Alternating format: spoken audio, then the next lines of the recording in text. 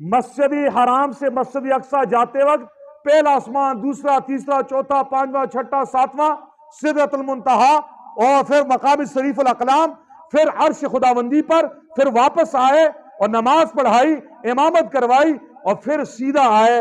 اتنا وقت لگا ہے، جس گرم بستر سے اٹھ کے گئے تھے وہ بستر اسی طرح گرم تھا۔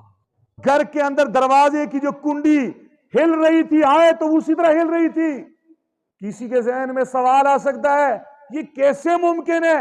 اتنے تھوڑے سے وقت میں کیسے کوئی جا سکتا ہے؟ پھر آسمانوں سے بھی اوپر، اور انسانی جسم جو اس کا وزن ہے، اتنی وزنی چیز اوپر کیسے جا سکتی ہے؟